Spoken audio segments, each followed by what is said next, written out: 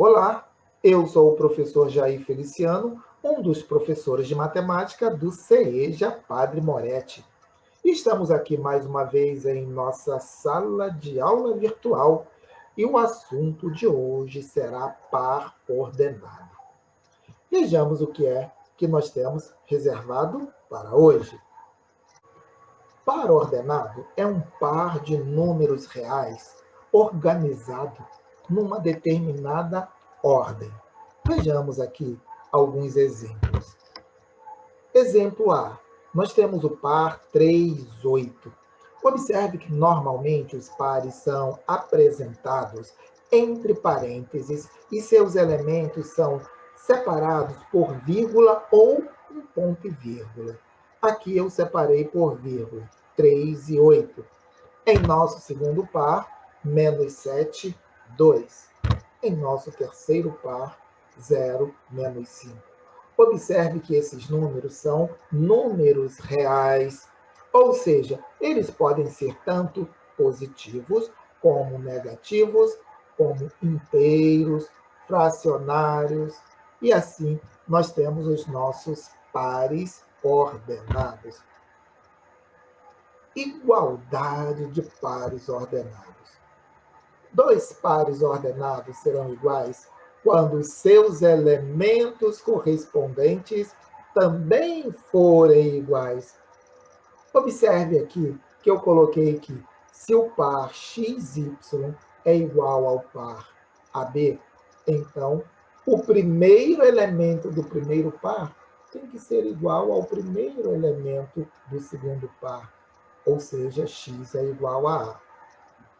Já o segundo elemento do primeiro par tem que ser igual ao segundo elemento do segundo par, ou seja, Y igual a B. Vejamos também alguns exemplos de como conquistar a igualdade entre os pares. Calcule A e B de modo que os pares ordenados abaixo sejam iguais. Letra A, o par AB igual ao par menos 5, 8. Observe, então, que o primeiro elemento do primeiro par tem que ser igual ao primeiro elemento do segundo par. Logo, A tem que ser igual a menos 5. E o segundo elemento do primeiro par tem que ser igual ao segundo elemento do segundo par, ou seja, B igual a 8. Em nosso segundo exemplo, nós temos dois pares ali, o 6 menos 4, o 6 e o 4B, igual a A mais 4 e o 10. Observem que o primeiro elemento do primeiro par tem que ser igual ao primeiro elemento do segundo par. A mais 4 é igual a 6. Transformamos numa pequena equação do primeiro grau, letras para um lado, números para o outro. O 4 que está somando passa para o segundo membro com a operação inversa, subtraindo. Vamos ter que A é igual a 6 menos 4. Logo, A é igual a 2. E o segundo elemento do primeiro par tem que ser igual ao segundo elemento do segundo par. 4B é igual a 10. O 4 que está multiplicando passa para o segundo membro, dividindo. Vamos ter que B é igual a 10 dividido por 4. Mas como 10 não tem uma divisão exata por 4, mas podemos simplificar. Observe que o 10 e o 4 nós podemos simplificar por 2, então vamos simplificar. B é igual a 5 sobre 2. Observe que a nossa resposta ela pode ficar na forma fracionária, desde que esta fração esteja simplificada ao máximo possível. Representação dos pares ordenados no plano cartesiano. Senhoras e senhores, plano cartesiano é um plano formado por dois eixos. O eixo X, que é o eixo horizontal, também conhecido como eixo das abscissas, e o eixo Y, que é o eixo vertical, também conhecido como eixo das coordenadas. Então, temos dois eixos, o X, eixo das abscissas, e o Y, eixo das ordenadas. Os dois eixos se cruzam num ponto que nós chamamos de origem. À direita da origem, os valores de x serão positivos. À esquerda da origem, os valores de y ou de x serão negativos. Acima da origem, os valores de y serão positivos e abaixo da origem, os valores de y serão negativos. E o que nós queremos aqui é localizar, representar no plano cartesiano abaixo esses pares ordenados. O ponto A, o B, o C, o D, o E, o F e o G. Queremos localizar esses pares no plano cartesiano. Observe que os pares se chamam ordenados porque eles obedecem a uma ordem. A ordem que eles obedecem é que o primeiro componente do par sempre refere-se ao eixo X e o segundo componente sempre refere-se ao eixo Y, necessariamente nessa ordem. Primeiro componente, eixo X. Segundo componente, eixo Y. Observe que o ponto A ele é representado pelo 3 e o 4. 3 representa o eixo X. Então, lá no eixo X, você localiza o 3 positivo. E o 4 representa o eixo Y. Lá no eixo Y, você encontra o 4 positivo. O 3 vai caminhar na direção do 4, o 4 vai caminhar na direção do 3, e lá tem um ponto de encontro. No ponto de encontro, você coloca um ponto forte e dá nome a esse ponto. Lá é que está localizado o ponto A. Observe que estas linhas de orientações são linhas tracejadas ou pontilhadas e fraquinhas. Elas são construídas apenas como uma orientação onde vai ficar localizado o ponto que você deseja.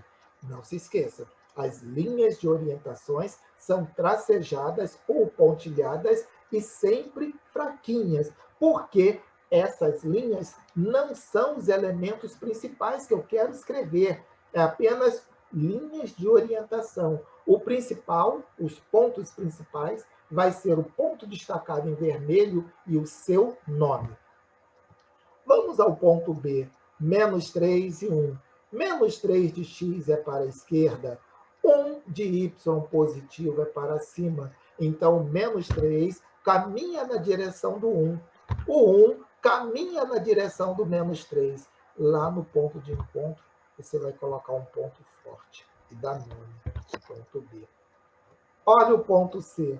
Ponto C, nós temos menos 2 de x, menos 5 de y. Menos 2 de x é a esquerda da origem. Menos 5 de y é abaixo da origem. Portanto, o menos 2 vai caminhar na direção do menos 5, o menos 5 caminha na direção do menos 2, onde houver um encontro, lá você coloca um ponto e dá nomes. Ponto C.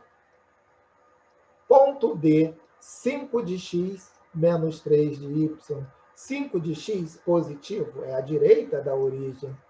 Menos 3 de y, abaixo da origem. O 5 caminha na direção do menos 3, o menos 3 caminha na direção do 5. Onde houver um encontro, lá você vai colocar um ponto forte e dar nomes. Ponto D. Ponto E. Nós temos aqui no ponto E 0 e 6. Quando um dos componentes do par for 0, ele não será grafado. Você vai grafar sempre o outro componente, e o outro é o 6, e ele pertence ao eixo Y por se tratar do segundo número. Logo, 6 de Y está aqui, olha, acima. Portanto, em cima do eixo Y, você vai colocar um ponto forte e dar nome, ponto E. Ponto F, menos 4 e 0. 0, já disse, você não grafa, você grafa o outro, o menos 4, que pertence ao eixo X. Então, no menos 4 do eixo X, você vai colocar um ponto forte e vai dar nome, ponto F. E, finalmente, o ponto G, 0, 0. 0 de X, 0 de Y. Quando acontecer isto, 0 no X, 0 no Y, vai ser localizado lá na origem do sistema. Lá você vai colocar o ponto forte e dar nome, ponto G. Uma outra coisa que eu quero informá-los é que quando nós construímos os dois eixos, eixo X, eixo Y, aquele espaço foi dividido em 4 regiões, e essas regiões recebem o nome de quadrantes. Região do primeiro quadrante, região do segundo, região do terceiro e a região do quarto quadrante. Observe que a ordem dos quadrantes está no sentido anti-horário, ou seja, sentido contrário ao que corre o ponteiro do nosso relógio. O ponto A pertence ao primeiro quadrante, o ponto B pertence ao segundo quadrante, o ponto C pertence ao terceiro quadrante e o ponto D pertence ao quarto quadrante. O ponto E, ele não pertence nem ao primeiro quadrante, nem ao segundo. O ponto E foi construído em cima do eixo das ordenadas. Então, o ponto E pertence ao eixo Y, ou eixo das ordenadas. Ele não está nem no primeiro, nem no segundo. O ponto não fica localizado onde você escreve a letra representando o seu nome, e sim onde você coloca o ponto forte. A mesma coisa o ponto F. Ele não pertence nem ao segundo quadrante, nem ao terceiro. Ele está localizado em cima do eixo das abscissas. E o ponto G, que pertence aos dois quadrantes simultaneamente, e o ponto G, que pertence aos dois eixos simultaneamente, então ele é chamado de origem. Senhores, nós chegamos ao final da nossa aula e hoje nós estudamos a igualdade dos pares ordenados e a representação de pares ordenados no plano cartesiano. Fiquem com Deus e até a próxima aula.